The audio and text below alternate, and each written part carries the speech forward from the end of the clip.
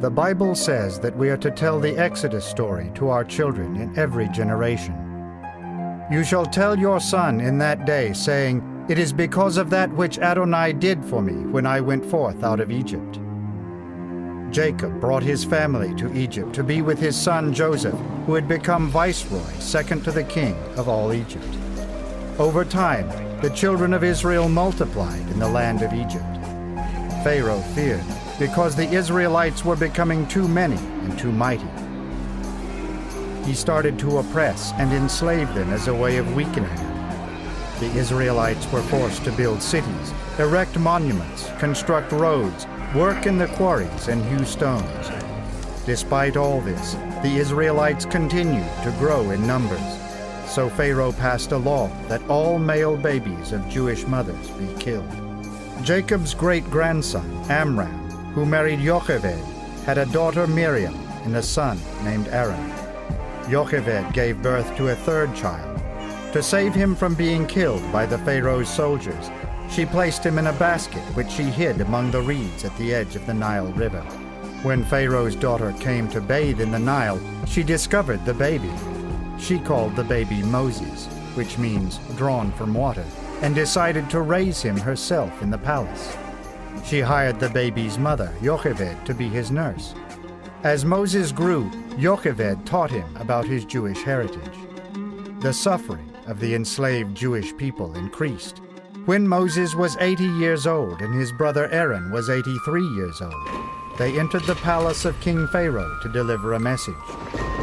The God of Israel said, "Let my people go, that they may serve me." Pharaoh did not believe in the God of Israelites, and he refused to let his Jewish slaves go free. When Pharaoh continued to refuse to liberate the children of Israel, Moses and Aaron warned him that God would punish both him and his people with plagues.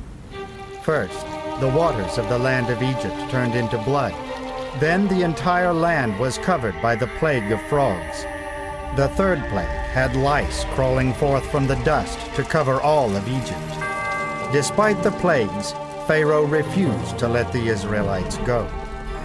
The fourth plague consisted of hordes of wild animals roving all over the country, destroying everything in their path. After this plague, Pharaoh promised to let the Jews go on condition that they would not go too far. Moses prayed to God, and the wild animals disappeared. But as soon as they had gone, Pharaoh changed his mind and decided not to let the Jewish slaves go free. Then God sent the fifth plague, a fatal pestilence that killed most of the domestic animals of the Egyptians. In the sixth plague, boils burst forth upon man and beast throughout Egypt. Now Moses announced to Pharaoh that a violent hailstorm would kill everything that was outside and not sheltered. Pharaoh started to relent and agreed to let the Jewish men go free, but Pharaoh insisted that the Jewish women and children and all their possessions remain in Egypt. Moses and Aaron could not accept this offer. With the eighth plague, swarms of locusts devoured everything green that had escaped the hail and the previous plagues.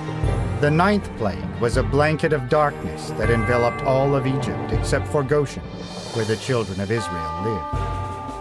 Finally, at midnight on the 15th of Nisan, all firstborn in the land of Egypt began dying, including the firstborn of King Pharaoh, exactly as Moses had warned. At this point, Pharaoh called for Moses and Aaron and said to them, "Arise, go out from among my people, both you and the children of Israel, and go, serve God as you have said. Go, and bless me also." The Jews departed in haste. They assembled in families or groups to eat the roasted Passover lamb and the unleavened bread.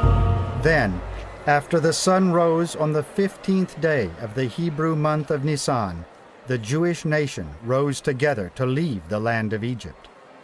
After 3 days, Pharaoh started to regret that he had permitted the Israelites to leave. He mobilized his army in hot pursuit of his former slaves. He reached them near the banks of the Red Sea. Moses led the Israelites onwards until they came to the very borders of the Red Sea. Then God spoke to Moses. Lift up your rod, stretch out your hand over the sea and divide it, and the children of Israel shall go into the midst of the sea on dry ground. Moses did as God ordered. Then a strong east wind blew all night, and the waters of the Red Sea divided. The Israelites marched along a dry path through the Red Sea until they reached the opposite side in safety. The Egyptians continued their pursuit, but the waters of the Red Sea closed over them and drowned Pharaoh's army. Thus, God liberated the children of Israel from the Egyptians, and the children of Israel saw God's great power and believed in Him. The story of Passover recounts the birth of the Jewish people as a nation whose ultimate goal is to be a light unto the nations.